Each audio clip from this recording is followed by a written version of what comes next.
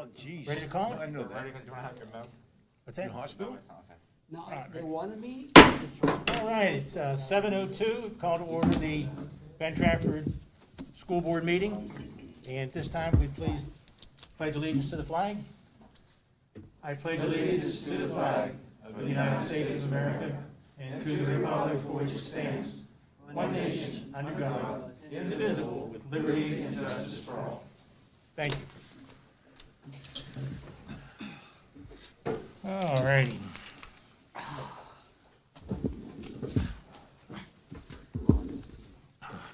Thank you. Thank you. All right.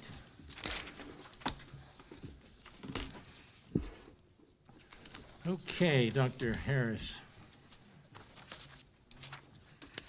Start this, yes. At this time, as we're all going through the different tragedy and problems of the COVID experience, we'd like to take a moment of silence for Ron Greenewald, who was a member of our maintenance staff that passed away on December 21st. So if you wouldn't mind if we would just take a moment of silence. Stand, Jimmy, you want people to stand? I probably should stand, right? Let's stand. Out of respect. Thank you, Nick. And if you wouldn't mind, let's just take a minute to remember Ron Greenewald.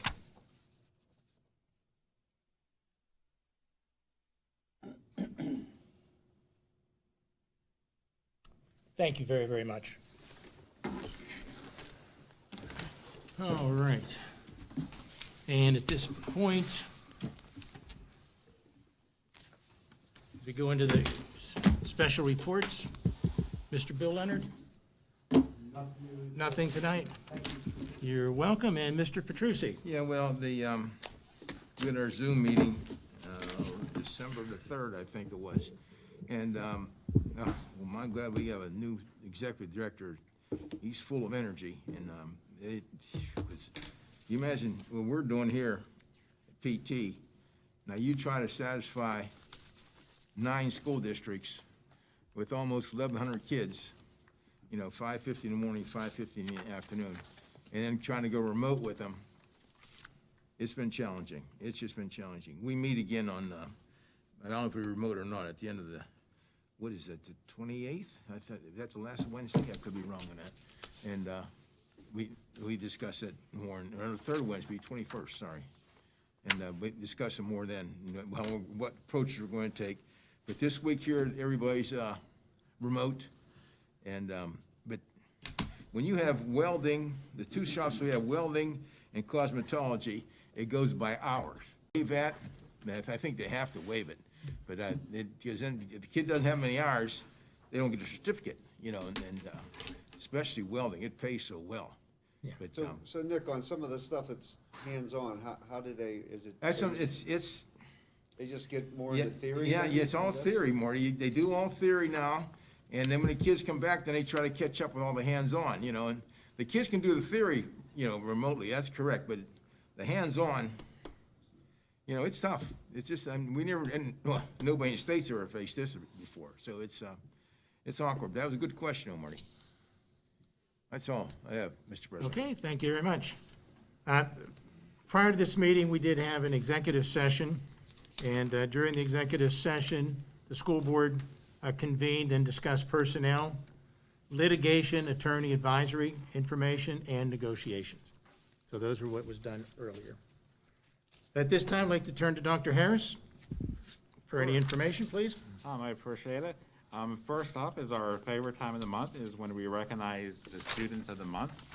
Normally, we have the children and their families here, but under the new guidelines and restrictions, we actually just posted on our website that we have created for the students of the month, but we will read about their accomplishments. And Mr. Matarazzo, do you have the form in front of you? Yes, I do, thank you. And again, one of the toughest things for us, we love meeting the families and the kids because we're so proud of them, but at least we can read something for them. Looking at a 5th grade student at Sunrise Estates Elementary, Joseph Prodesimo. This particular student is not only a great student and kind to others, but also has a wonderful personality. Joey has a maturity and responsibility that emulates what teachers hope for in all students. Mrs. Hawk, the 5th grade teacher, commented, Joey has been nothing short of a pleasure to have in class. Well-mannered, respectful, thoughtful, and a hardworking student who has a desire to learn and succeed in the classroom. Mrs. Guerreri, fifth grade teacher, stated Joey is an outstanding student and a great role model. He's helpful, kind, and works hard at everything he does. Dr. Coyner, the principal, shared that Joey is extremely well deserving of this award and exemplifies the traits we look for in a student when selecting our Student of the Month. We're honored to have Joey represent Sunrise as the Student of the Month. Good right. name, Pardon me? good name. Yes, yep. A little biased, but yeah. Okay, the next, we have a fourth grade student at Harrison Park, Judah Terpstra. Judah consistently uses his manners at school with both his peers and his teachers. He's responsible and reliable, and his work is always completed on time, neatly, and with his very best effort. Judah listens attentively while in class and participates often. He's eager to learn and shows respect for what's being asked of him when he's in class. He's creative, thoughtful, and an all-around great kid. The staff at Harrison Park is glad to have Judah attend PT.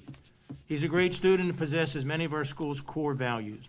Principal Jeff Schwartz commented, "We are proud of Judah's academic accomplishments and look forward to his bright future. On behalf of the students and staff of Harrison Park Elementary, we'd like to congratulate Judah for being the Student of the Month." So that's our second Student of the Month. And we have an eighth grade student now from Penn Middle, Juliana Yongo, an eighth grade honor roll student at Penn Middle. According to Principal Jim Simpson, Juliana consistently demonstrates leadership qualities and stands out among her peers. She is driven and hardworking, but also humble. Additionally, she is kind and always willing to help those around her. Juliana doesn't seek to be commended for these attributes. She likes just helping others. In her spare time, Juliana plays fast-pitch softball for the Spirit Travel Team, loves to bake, makes crafts, and has her own dog walking business in her neighborhood. She also enjoys spending time with her family and friends. You know, as we look at these kids, I think what's so great, it's more than just academics. I mean, these kids are all shining. I'm sure they're high honor students, but the values that they create and possess and share and are being recognized for means so much for all of us. So a lot for us to be proud of. So Dr. Harris, our Students of the Month, and they'll be getting their, Just real quick on that last one, Dallas will want to hear this, that's a distant cousin of mine too. oh, okay. But, Who is it, Nick? anyway, her dad, Mark, my second cousin, anyway, he's a big archery runner, and she got her first buck this year, archery run. Yeah, Good. he sent me a picture, yeah. She about 6 point or 8 point, yeah. How old Yeah. is she? 8th grade, Eighth grade. So about 14? 14, yeah. Yeah. Yeah, he got her climbing. Now there is an accomplishment worth noting. Nick. That's good. He's good too. He always gets some big ones. He's good. Really is. He used to be a window washer, and he's used to that going up and down ladder. 100 mile an hour. All right. Okay. I said it just for Mr. Leonard, that's all. That's We what I will said. have a high school student of the month. We just need to get the write-up, and we will read that for next week, too. That was actually not sent to us. All right. In addition to the Students of the Month, this is also a month where we recognize school directors' recognition. So it is nice for the community, and just to kind of read the statement, in honor of school board's commitment to students, schools, and communities, January is once again designated School Director Recognition Month. Pennsylvania Public Schools educate nearly 2 million students, and 3,865 are in the Penn Trafford School District.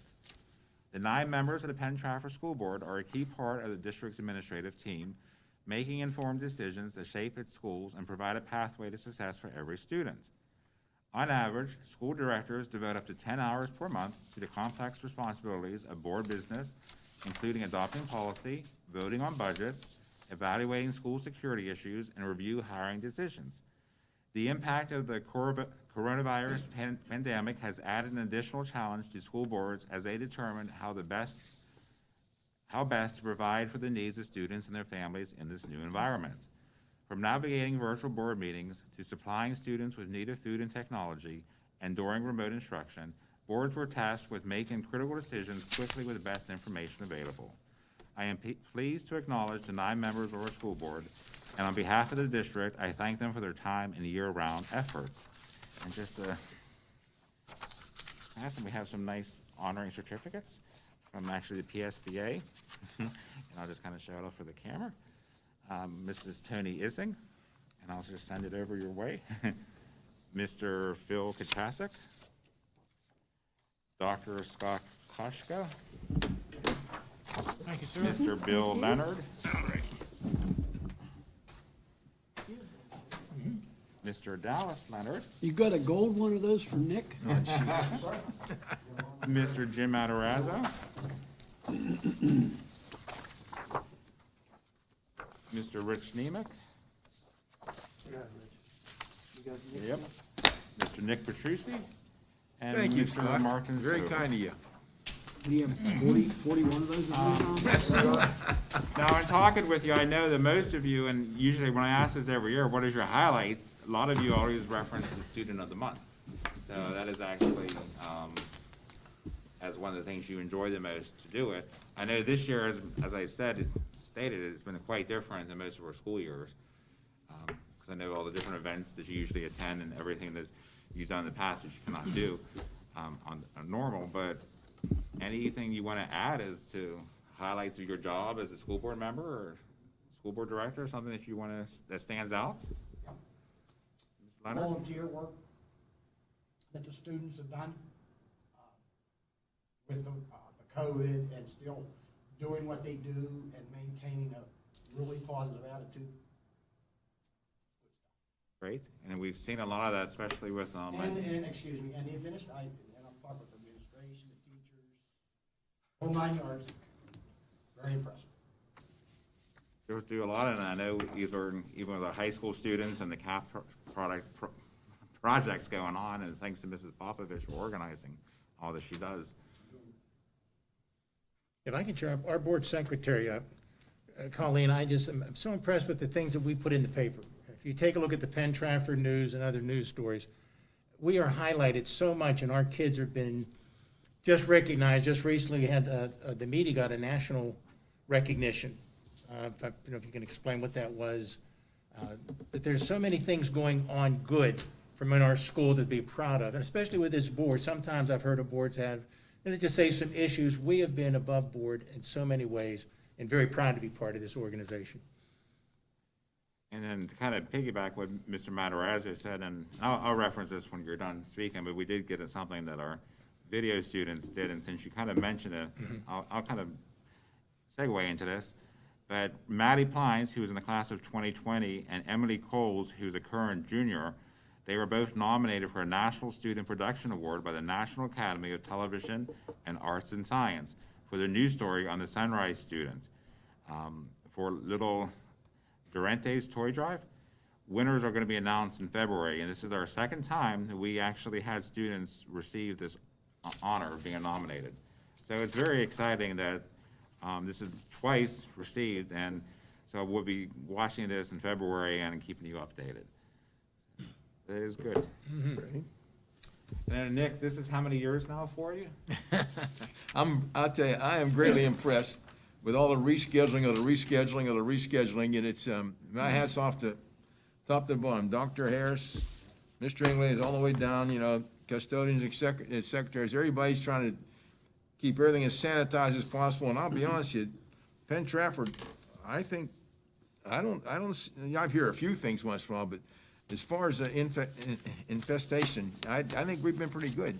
Now, unfortunately, Mr. Matarazzo, I'm gonna watch what I'm saying, I guess. Yeah, in a But, positive. no, it's the kids, no, I think it's been good, and hats off to everybody that's involved with it. And you guys keep us posted, and that's all, I think that's excellent. But this, believe me, this is all new to everybody, and I just hope it's over this year. I feel mostly bad about the seniors, you don't replace your senior year.